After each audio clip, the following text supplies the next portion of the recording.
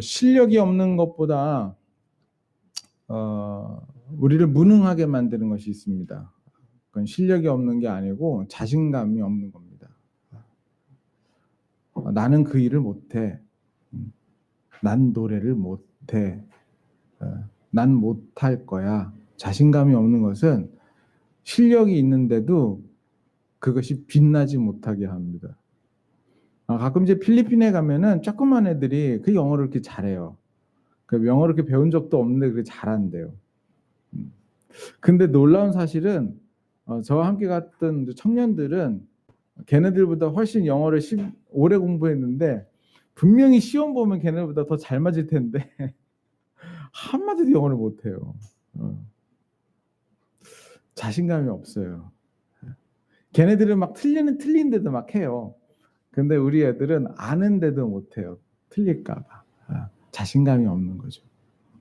내가 그래서 우리나라 애들이 이렇게 영어를 못하나 봤더니 시험 때문에 그런 것 같아요. 여기 청년들도 어른들도 여러분 영어 시험 학창 시절에 50점 이상 맞으신 분 저를 보고 눈 한 두 번만 깜빡깜빡. 제가 보니까 영어 시험을 대부분 50점, 60점 요 밑으로 이제 다들 맞으신 분들이 많아요. 근데 사실 그 정도만 갖고도 커뮤니케이션이 가능하거든요. 그런데 마음속에 나는 50점짜리다라고 하는 마음이 있는 것 같아요. 나는 틀리는 사람이야. 또 틀리면 어떡하지? 자신감을 빼앗는 게 우리나라 영어 시험인 것 같다는 생각도 들어요. 자신감을 잃는 것, 그것이 실력을 무용지물로 만드는 것 같습니다. 근데 영적인 삶에서요, 우리의 실력을 우리가 이미 갖고 있는 보화를 사용하지 못하도록 하는 무용지물로 만드는 놈이 하나 있는데 그게 정죄감입니다. 정죄감이 뭡니까? 나는 나쁜 사람이라는 마음입니다. 나는 죄인이라고 하는 생각입니다. 그 나쁜 사람이다라고 하는 생각, 나는 죄인이라고 하는 생각은 분명한 사건을 기반으로 만들어진 생각입니다. 나는 한 번 소리를 지른 적이 있고 나는 내 양심의 가책을 주는 일들을 분명히 했습니다. 그래서 나는 죄인이라고 생각을 하고 그런 마음이 드는 겁니다. 지울 수가 없습니다. 내 안에 정죄감이 들어오잖아요. 그것이 오래되면 내 안에 나 자신을 무가치하게 여기는 성향으로 제가 갑니다. 특히 그리스도인들 가운데 하나님이 거룩하시고 나를 용서해 주셨는데 내가 죄를 짓잖아요. 내가 야동을 보잖아요. 그러면 내 마음속에 나는 무가치한 사람이라는 생각이 듭니다. 이게 계속 반복이 되면 나는 거룩한 삶을 살 수 없는 사람인가 봐. 그렇게 자기 자신을 도장 찍어버립니다. 하나님의 백성이 맞습니다. 그리고 주님께서 주신 약속도 있습니다. 그러나 정죄감이 들어오면 마치 자신감을 잃는 것처럼 내 안에 분명히 실력이 있는데 내 안에 축복이 있는데 그걸 사용하지 못하고 사장시켜 버리게 됩니다. 그 정죄감은 하나님께서 기뻐하지 않는 것입니다. 여러분, 예수 그리스도를 믿고 살아가는 사람들 마음속에 이 정죄감이 한두 번씩 지나가지 않은 사람은 없을 겁니다. 아마 오늘 아침에 오신 여러분들도 이 정죄감이 있을 겁니다. 아니 있었을 겁니다. 오늘 주님께서 아주 놀라운 선포 하나를 하는데 이 정죄감의 문제를 크고 작게 갖고 계시는 분들은 오늘 이 말씀 앞에 여러분들 안에 있는 그 정죄감을 다 녹여버리시게 되길 바랍니다. 오늘 로마서 8장 1절은 놀랍게 이렇게 선포하면서 시작하고 있습니다. 로마서 8장 1절 말씀, 여러분 자신에게 또는 교회에게 큰 소리로 선포하며 시작하도록 하겠습니다. 시작. 그러므로 이제 그리스도 예수 안에 있는 자에게는 결코 정죄함이 없나니. 다시 한 번만 시작. 그러므로 이제 그리스도 예수 안에 있는 자에게는 결코 정죄함이 없나. 여러분, 예수 그리스도 안에 있는 사람에게 정죄함이 있습니까? 결코 없다고 얘기하고 있습니다. 예수 그리스도 안에 있는 사람은 결코 정죄함이 없습니다. 주님은 너는 나쁘다 얘기하지 않습니다. 그런데 모든 사람에게 다 그렇게 얘기하는 게 아니고 그리스도 예수 안에 있는 자에게 정죄함이 없다고 얘기합니다. 구체적으로 도대체 어떻게 이런 일이 생겼을까? 밑도 끝도 없이 그냥 너 정죄함 없어. 너는 깨끗해. 그냥 밑도 끝도 없이 이렇게 하시는 분은 아니시겠죠. 2절, 3절 보면 어떤 근거를 가지고 너는 정죄함이 없다고 얘기를 합니다. 2절, 3절에 근거가 나와요. 왜냐하면 2절은 이는 왜냐하면이라고 하는 말로 시작하거든요. 이런 거예요. 너는 정죄함이 없다. 왜냐하면 이러이러하기 때문이다 라고 문장이 이어지고 있습니다. 어떤 근거를 가지고 이런 말을 하는지 2, 3절을 우리 같이 읽어보도록 하겠습니다. 시작. 이는 그리스도 예수 안에 있는 생명의 여기까지만 읽겠습니다. 이는 그리스도 예수 안에 있는 생명의 성령의 법이 죄와 사망의 법에서 해방하였기 때문이다라고 얘기합니다. 여기 두 가지 법이 나옵니다, 여러분. 이거 이해를 여러분 하셔야 됩니다. 두 가지 법. 하나는 어떤 법이에요? 생명의 성령의 법. 두 번째는요? 죄와 사망의 법. 근데 죄와 사망의 법에 묶여 있으면 정죄감이 내 안에 있습니다. 그런데 생명의 법이 너를 그 정죄감으로부터 해방했다고 얘기를 하는 것이에요. 여러분, 두 가지 법인데 한 가지는 죄의 법입니다. 이 죄의 법이 우리를 고발합니다. 근데 가만히 보면 모든 법에 이 죄의 법이 있고 살리는 법이 있는 것, 생명의 법이 있는 것 같아요. 제가 예를 하나 들어보겠습니다. 제가 여기 입이 뭐가 많이 저기 그 구순염이 생겨가지고 여기 자꾸 아파가지고 이렇게 나름대로 이렇게 자꾸 혓바닥을 내미는 것을 용서해 주시기 바랍니다. 여러분 놀리려고 그러는 게 아니고 굉장히 아파서 지금 항생제를 먹고 왔는데도 아파서 지금 그런 겁니다. 이해해 주시기 바랍니다. 그 의사 선생님이 그 알보틸로 지지라 그럴 때 지질 걸 무서워가지고 안 지졌더니 좀 오래 가고 있어요. 만약에 말이에요, 여러분들이 화가 무진장 나가지고 옆집 아저씨를요 몽둥이로 그냥 때렸는데 어떻게 그 얼굴을 때렸어요. 그래가지고 코뼈가 확 주저앉고 그 아저씨 이빨 암 2개가 나갔습니다. 그래서 화가 나가지고 이 아저씨가 폭행죄로 나를 고발을 했습니다. 그럼 난 어떻게 됩니까? 난 구속됩니다, 여러분. 잘못하면 살인미수가 될 수 있어요. 구속됩니다. 그게 죄의 법입니다. 죄를 지었으면 거기에 마땅한 대가를 치르는 거예요. 그런데 이 경우에 감옥에 간 이 사람을 살릴 수 있는 법이 있어요. 어떻게 하면 돼요? 그 엄마가 가서 비는 거예요. 제발 좀 합의를 해주세요. 그러면 그 아저씨가 그 코뼈 부러진 아저씨가 병원에서 내가 정말 고발하고 싶은데 엄마가 이렇게 얘기하시니까 좋아요. 그러면은 치료비 다 일체하고 그다음에 위자료하고 그렇게 해주시면 됩니다. 그러니까 그 엄마가 그러면 제발 여기저기 합의서하고 탄원서 좀 써주세요. 그래야 우리 아들이 나옵니다. 탄원서 쓰고 그러면 이제 살리는 법이 돼요. 그래가지고 법원에 가서 피해자가 합의를 한다고 했습니다 하고 판사한테 주면 딱 보고 그러면 피해자가 이렇게 마음을 갖고 있으면 그러면은 법에도 그렇게 나와 있으니까 이 살리는 법을 적용시켜서 이 사람을 구속해서 풀겠습니다. 뭐 이렇게 되는 거죠. 죄의 법이라고 하는 것은 죄 지은 만큼 그것을 받게 하는 게 죄의 법이고요. 살리는 법은 또 다 있는 것 같아요. 법마다. 그 사람이 구속되지 않을 수 있도록 죄를 지었으나 구속되지 않을 수 있도록 방법을 만들어내는 거예요. 제가 이걸 설명하느라고 여러분들한테 이렇게 말씀드렸는데 이거랑 비슷합니다. 사실 율법 앞에 내가 서잖아요. 그러면은 내가 살아가면 살아갈수록 정말 하나님은 내가 따라갈 수 없을 만큼 거룩하시다는 것을 내가 알게 됩니다. 그 율법이 나를 자꾸 정죄합니다. 나 이게 정말 죄인이구나. 난 어떻게 마음으로도 이렇게 죄를 짓고 마음으로도 사람을 미워하는 이런 사람이구나. 이렇게 나를 비추어 보게 됩니다.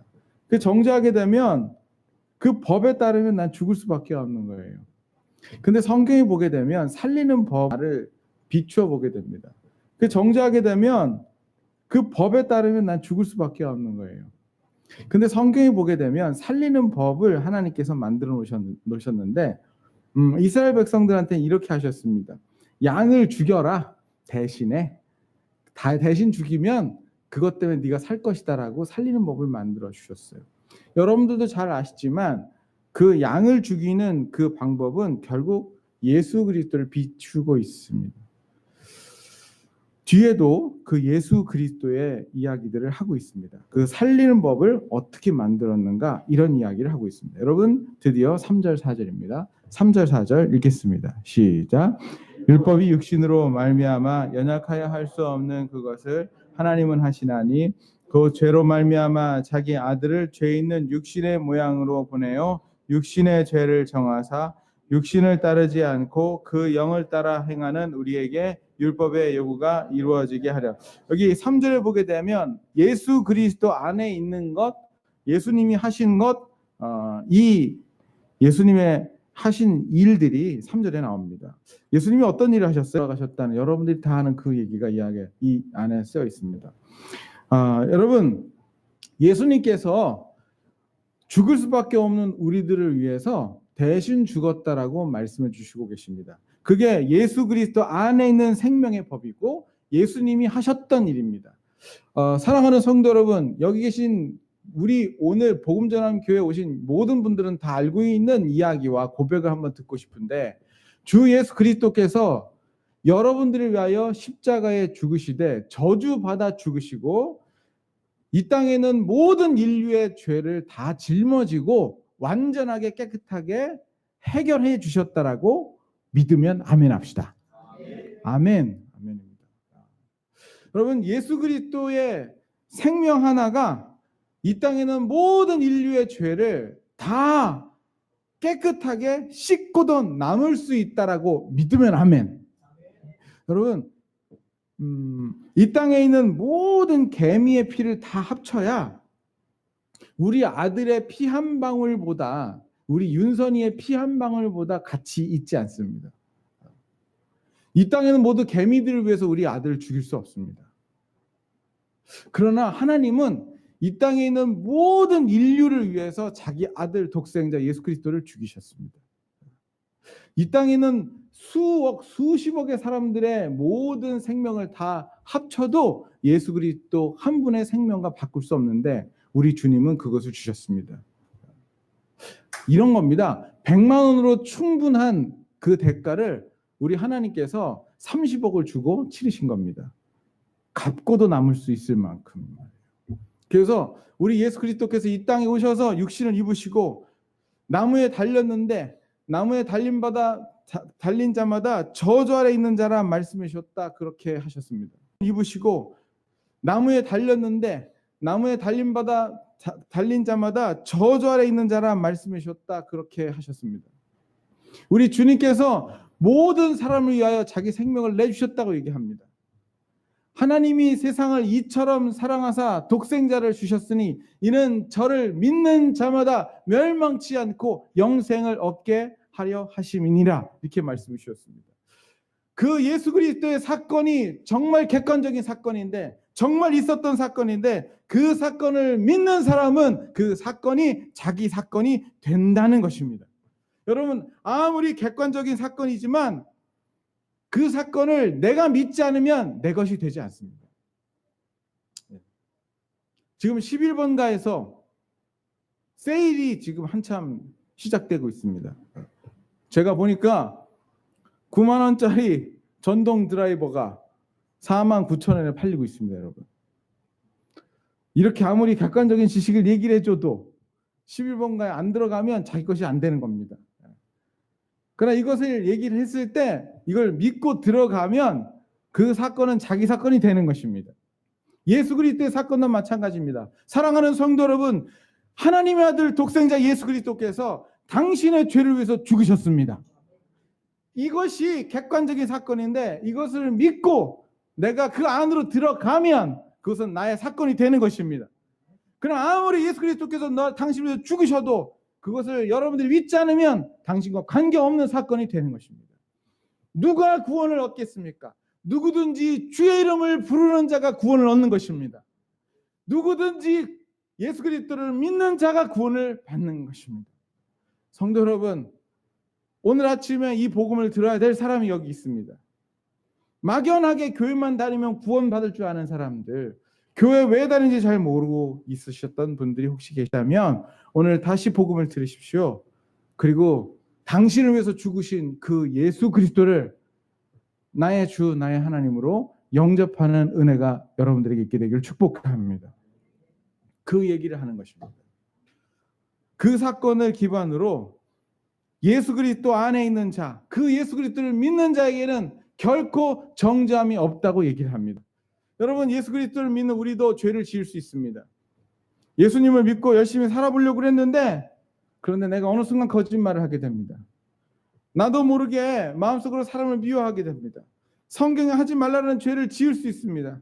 나 이러면 안 되는데, 그러면서 또 짓습니다. 여러분들한테 물어볼게요. 잘 들어보세요. 여러분 한 사람이 지금부터 죽을 때까지 짓는 여러분들한테 물어볼게요. 잘 들어보세요. 여러분 한 사람이 지금부터 죽을 때까지 짓는 다 씻고 남을 수 있다고 믿으면 아멘.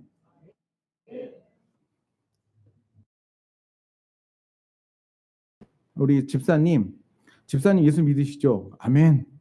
지금 죽어도 천국 갈 수 있습니까? 이거 물어봐야겠다. 여러분 예수 믿으시죠? 지금 죽어도 천국 갈 수 있어요?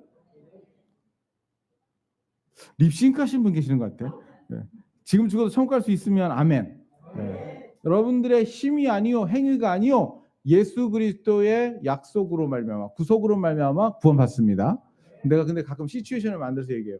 근데 집사님 잘 들으세요. 집사님 예수님 믿었는데 남편이랑 대판 싸우고 술 마시고 마음이 약해서 술 마셔서 정신이 몽롱한 상태에서 무단횡단을 하다가 교통사고 나서 죽었어요.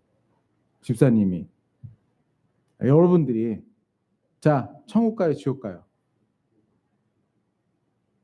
대답해 보세요. 다시 해볼까요? 네. 술 마시고 그러니까 잘 살다가 거룩하게 잘 살다가 너무 열이 받아가지고 그렇게 그 상태에서 무단횡단하다가 죽었어요. 회개할 겨를도 없이 천국 가요, 지옥 가요? 여러분, 내가 예수 그리스도를 믿을 때 어떤 현상이 일어나냐면 내가 죽고 예수와 합하여 한 몸이 되어집니다. 그리고 내가 예수 그리스도를 믿으면 영접하는 자, 곧 그 이름을 믿는 자들에게는 하나님의 자녀가 되는 권세를 주셨습니다.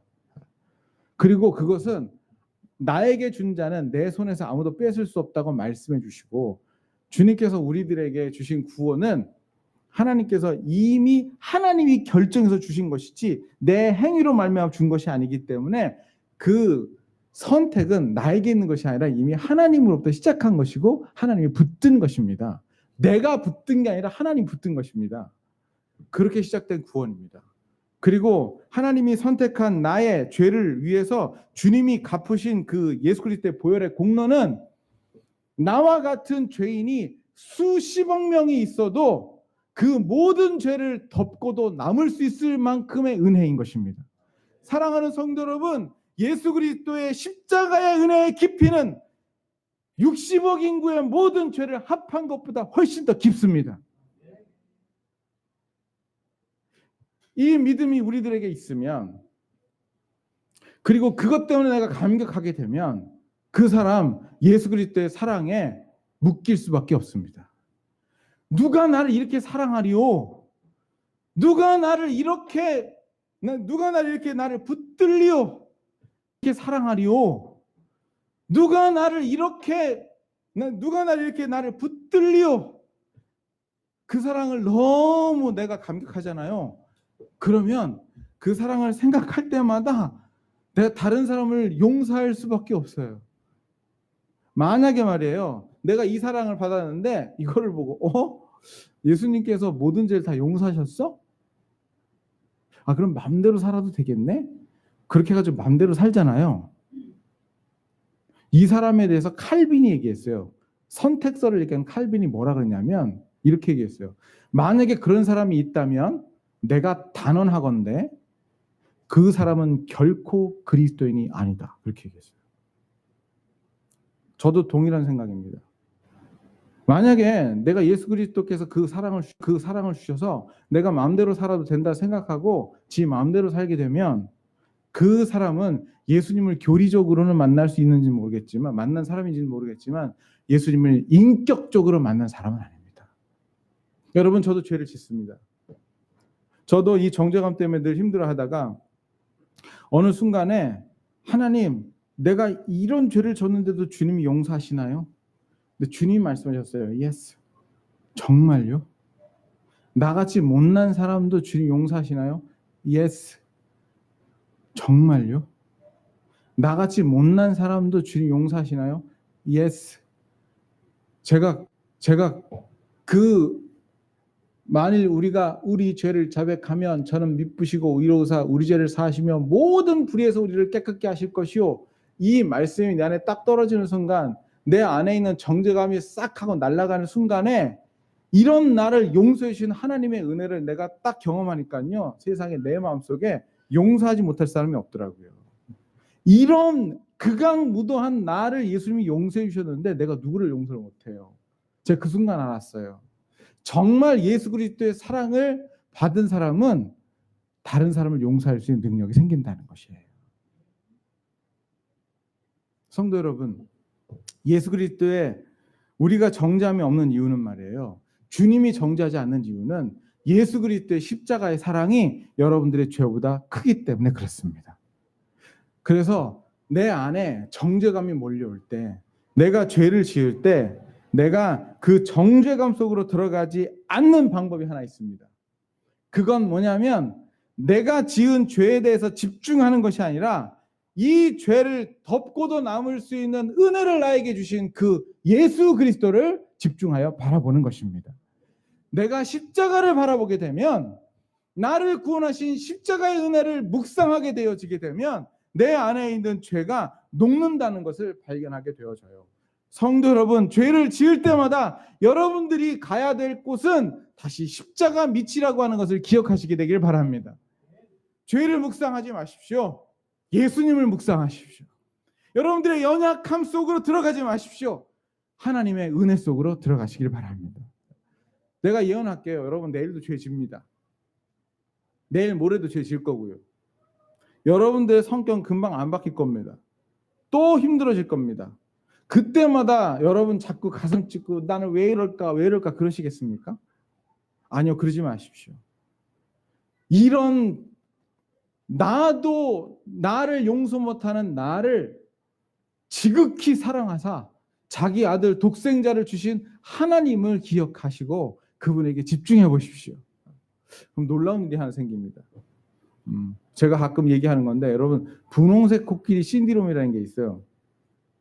이런 거예요. 분홍색 코끼리 생각하지 말아야지. 여러분, 분홍색 코끼리 생각하지 마세요. 강영화 집사님, 분홍색 코끼리 생각하지 마세요. 뭐가 생각나요? 분홍색 코끼리가 생각나죠? 내 죄 짓지 말아야지. 나 미워하지 말아야지. 나 이상한 거 보지 말아야지. 인터넷 들어가서 야한 거 보지 말아야지. 자꾸 그러면 뭐가 생각나요? 그게 생각나요. 주님은 그런 일들을 할 때마다, 내가 연약할 때마다 뭘 생각하길 원하시냐면 우리 주 예수 그리스도를 생각하라고 히브리서 12장 1절에 말씀해 주셨습니다.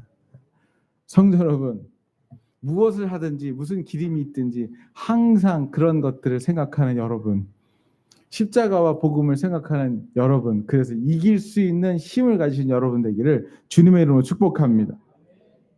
주님의 이름으로 축복합니다. 사실 말이에요, 8장 1절 2절은 이 법에 대한, 조금 전에 얘기했던 법에 대한 것이기도 하지만 사실 여기 사망의 법, 성령의 법, 요건 노모스라고 하는 히브리어인데, 헬라어인데, 요거는 제가 주석을 찾아보면은 대부분 권세, 힘으로 번역을 해요. 그래서 어떤 성경은 아예 그렇게 번역한 데도 있어요. 이거를 아마 그 사역 훈련 받으신 분들은 배웠을 텐데, 그 로마서 8장을 공부하거든요. 옥한 목사님도 그렇게 주석을 합니다. 권세, 힘으로요. 그래서 그리스도 예수 안에 있는 생명의 성령의 권세가 힘이 죄와 사망의 권세, 힘에서 너를 해방하였다라고 그렇게 번역도 가능합니다. 그게 뭐냐면요. 법적으로도 내가 그렇게 구원을 받았지만 실질적으로 죄의 영향력으로부터 나 구원받을 수 있다는 것입니다. 이 세상은 끊임없이 여러분들을 죄 짓게 하지요. 그런데 그리스도 안에 있는 이 성령의 권능, 능력이 죄와 사망의 권능으로부터 우리를 해방시킬 수 있다라고도 번역할 수 있어요. 그럼 놀라운 일이 생기는데, 일단 내가 지은 죄로부터, 내가 저지른 그 정죄감으로부터 내가 해방될 수 있고요. 또 하나, 앞으로 계속 몰려오는 이 죄의 힘으로부터 내가 이겨나갈 수가 있습니다. 여러분, 이 땅에 얼마나 죄가 관영합니까? 너무 요즘에 힘든 것 같아요. 제가 나이 50이 넘어가니까 자꾸 여성 호르몬이 나오는 것 같아요. 그래서 자꾸 이렇게 여성화 돼가고, 우리 아내는 자꾸 남성화 돼가고, 그러니까 이제 요즘에는 이제 좀 뭐 이렇게 봐도 그런가 보다. 그런데 이게 요즘에 여름에 바깥에 나가다 보면은, 특히 이제 지하철 같은 데 타면은, 옛날에 안 그랬는데 자매님들이 이제 아래 위로 이제 좀 뭔가 많이 없어요, 옷이. 보면서 나는 난 정말 아무렇지도 않은데, 야, 저런 걸 보는 우리 사랑하는 우리 남자 청년들 굉장히 힘들겠구나. 그렇지? 굉장히 힘들겠구나 하는 생각이 들어요. 그리고 뉴스나 이런 것들을 보게 되면, 와, 세상에 어떻게 요즘에는 아내가 남편을 그렇게 죽이는 그런 일들이 너무 많은 거예요. 저 감옥 같은 데 가면은 대부분 존속살인 때문에 왔다면서요. 그 존속살인 중에 대부분 누구를 죽였을까요? 예? 남편을, 대부분 95% 남편을 죽였다고 그러더라고요. 정고대 집사님. 그래서 말이에요. 깜깜한 밤에 부인과 같이 누워 있다는 것은 굉장히 위험한 일일 수 있겠다, 그런 생각을 하기도 해요. 아니, 어떻게 여자가 남편을 이렇게 죽일까요? 정말 죄가 관영하는 세대인 것 같아요. 눈 뜨고 인터넷을 보거나 세상을 살다 보면 그런 죄가 나에게 몰려오는데, 할렐루야, 성경은요, 성령과 생명의 법으로 말미암아 죄와 사망의 법에서 나에게 승리를 줄 수 있는 힘을 주셨다라고 얘기하고 있습니다. 사랑하는 성도 여러분, 죄의 법에서부터, 그 정죄함으로부터 내가 해방될 수 있듯이 죄의 영향력으로부터 해방될 수 있는 길을 오늘 말씀하고 있는데, 이 말씀입니다. 여러분, 4절 말씀 같이 한번 읽어보십시오. 4절 시작. 육신을 따르지 않고 그 영을 따라 행하는 우리에게 율법의 요구가 이루어지게 하렴. 여기 보니까 율법의 요구, 하나님의 거룩하신 그 요구가 이루어진대요. 죄를 짓는 것이 아니라 거룩한 요구가 이루어진대요. 어떤 사람에게? 그 영을 따라 행하는 사람에게.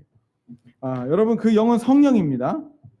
우리에게 이 세상의 죄의 영향력을 받지 않고 이길 수 있는 방법 하나를 성경은 우리에게 허락해 주셨는데, 그것은 성령을 따라 행하는 일입니다.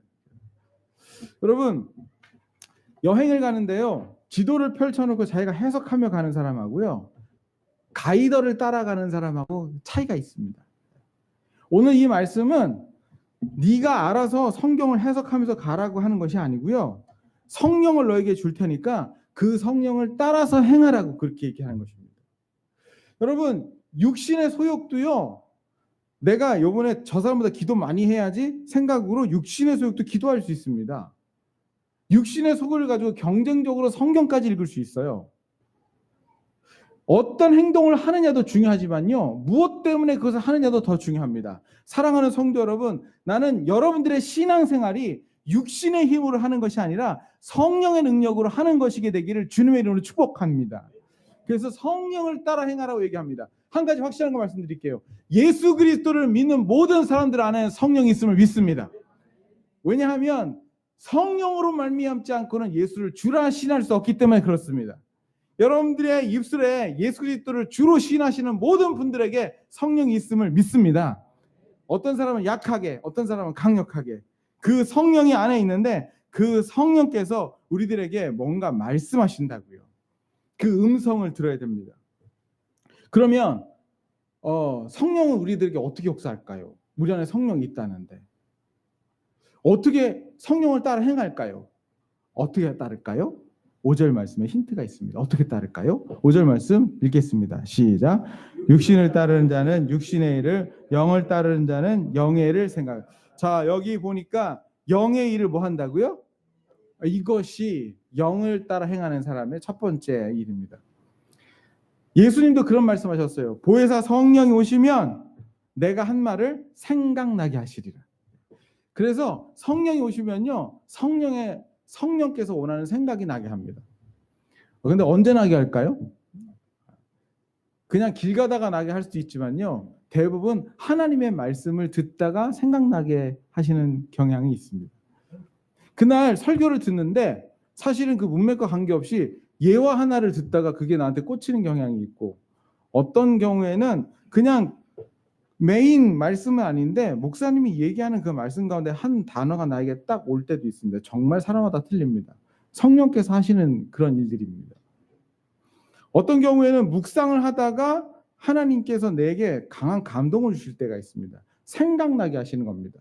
아, 내가 이걸 잘못했구나. 하나님 이걸 원하는구나. 생각나게 하십니다. 어떤 경우는 기도하다 그런 것이 생각납니다. 한 가지 확실한 것은 오락하다가는 성령의 생각이 나지 않는다는 것이고, 술 먹다가는 생각이 잘 안 난다는 것입니다. 하나님께서 우리들에게 하라고 하시는 순종을 하다가 주로 성령께서 우리들에게 생각나게 하시는 은혜를 허락해 주시죠.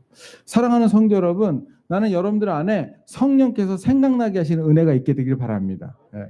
근데 제 안에 말이에요, 그런 생각이 들더라고요. 사실 성령께서 하라고 하시는 것은 다 하나님의 일들이지 않습니까? 기도하라, 성경 읽어라, 또는 순종해라.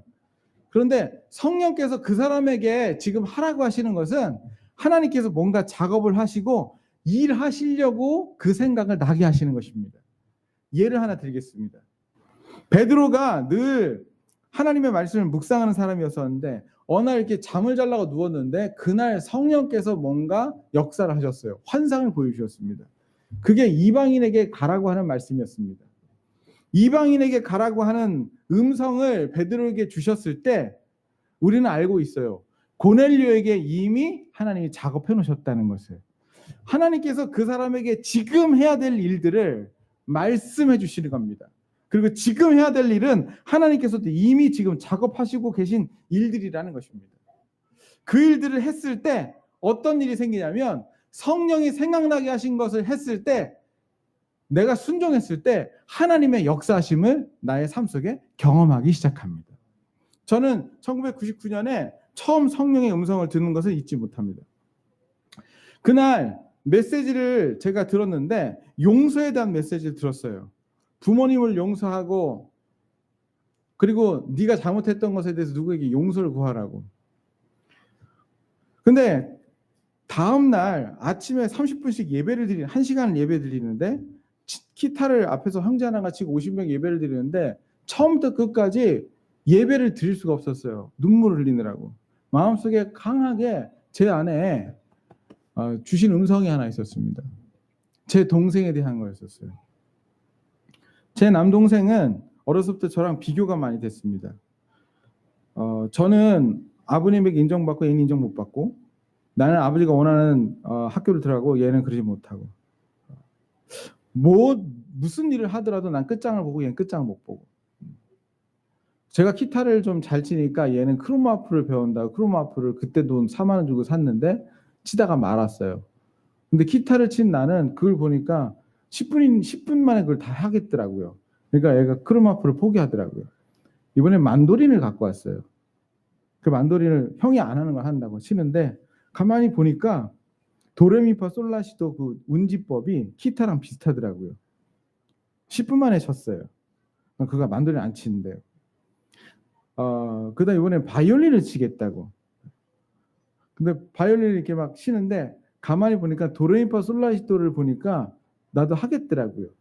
그래서 기타를 치니까 다 뚫리더라고요, 여러분. 그래서 바이올린도 그 신호잡기라고 하는데 그걸 그 자리에서 10번까지 다쳤어요. 제가 가만히 보니까 동생을 약고 죽게 하려고 그랬었던 것 같아요. 그리고 늘 내 안에 무시했던 그런 마음들이 있었어요.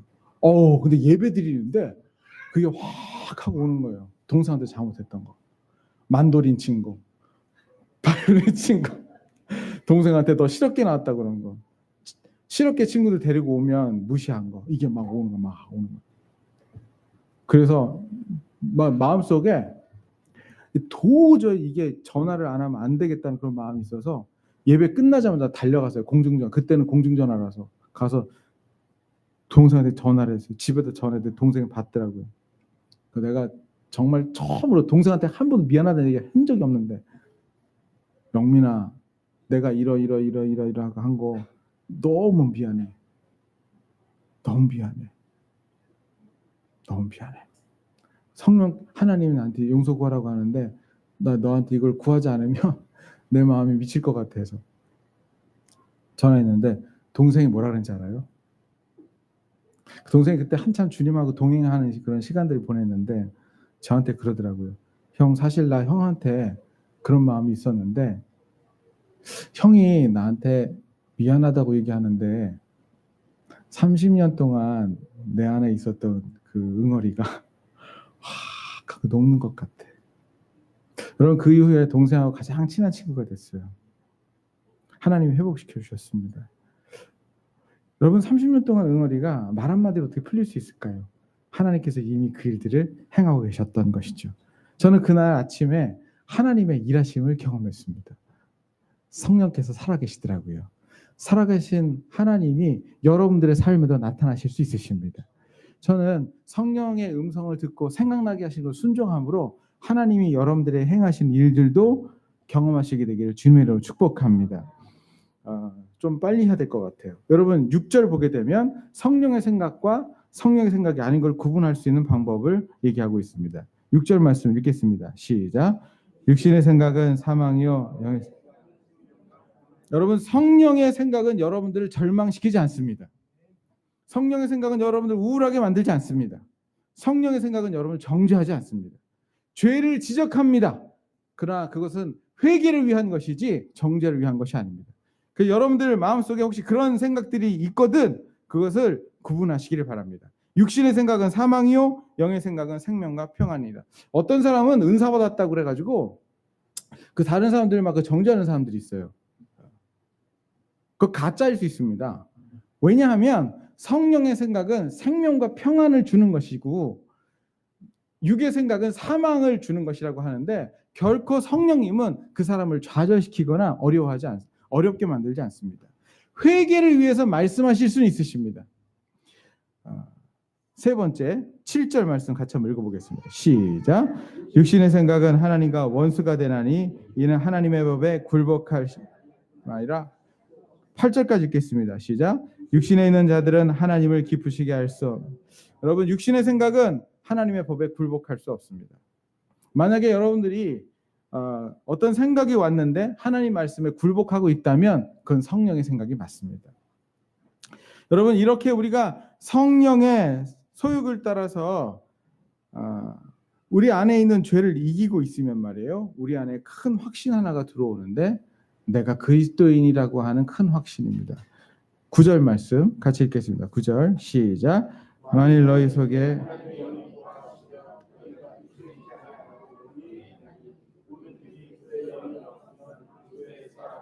아멘.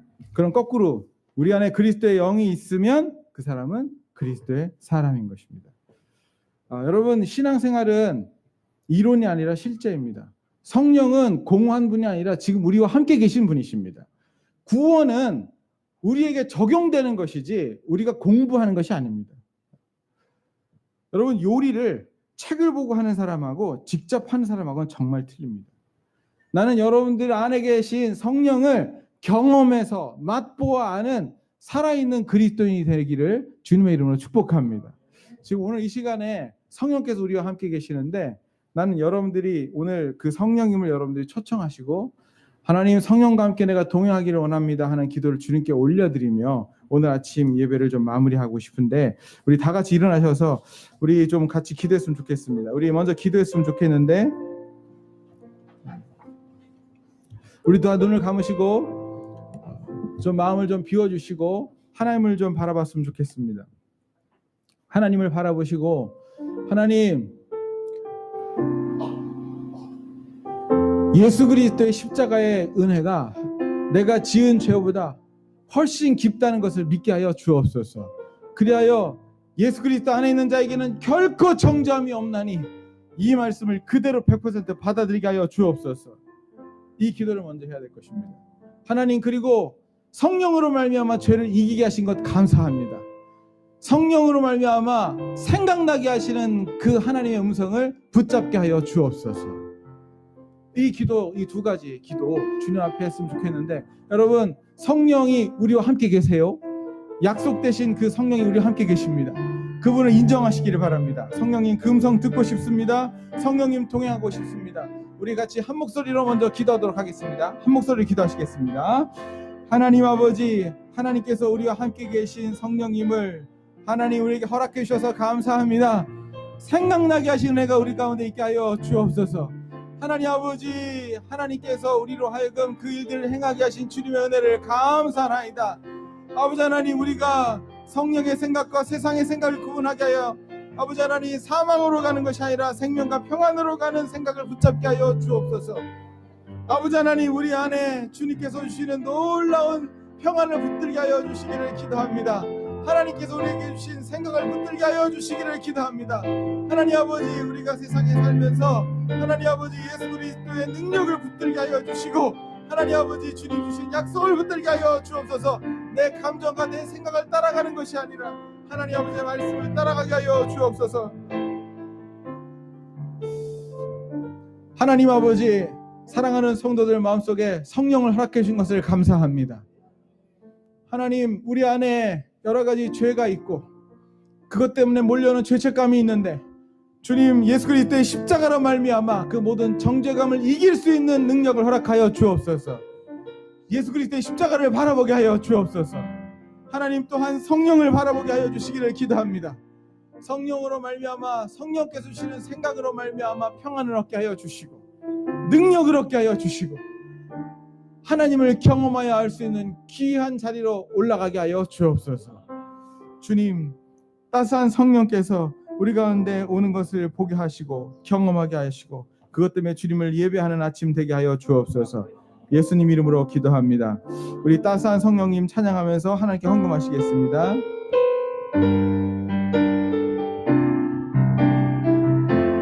따스한 성령님,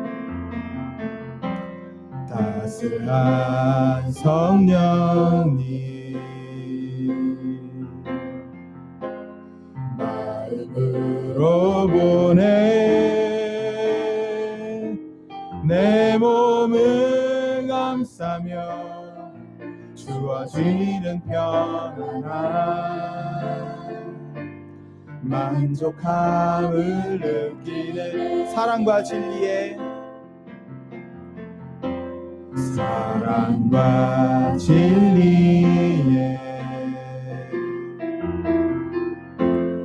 한 줄기 빛보내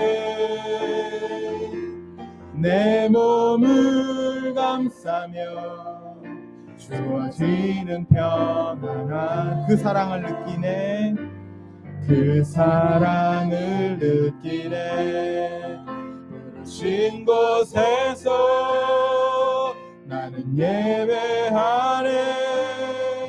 어떤 상황에도 나는 예배하네.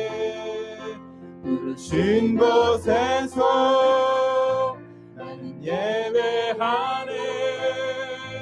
어떤 상황에도 나는 예배하네. 이렇게 되길 바랍니다. 내가 걸어갈 때 길이 되고, 내가 걸어갈 때 길이 되고, 살아갈 때 삶이 되는 그곳에서 예배하네. 내가 걸어갈 기대고 살아갈 때 삶이 되는 그곳에서 예배하네.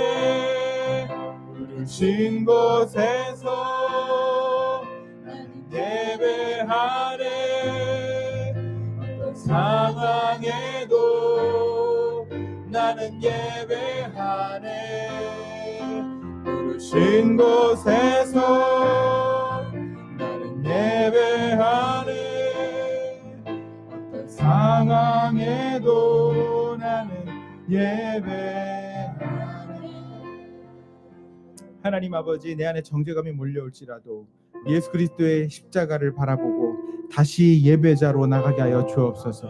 그러므로 이제 그리스도 예수 안에 있는 자에게는 결코 정죄함이 없나니, 이는 그리스도 예수 안에 있는 생명의 성령의 법이 죄와 사망의 법에서 너를 해방하였습니다. 이걸 믿게 하여 주옵소서. 주님, 감사해서 헌금 올려드립니다. 하나님 받으시고 하나님의 나라를 위하여 사용하여 주옵소서. 지금은 우리 주 예수 그리스도의 은혜와 하나님 아버지의 사랑과 성령의 교통하심이 사랑하는 복음 전환교회 모든 성도들 가운데 지금부터 영원토록 함께 있을지어다. 아멘.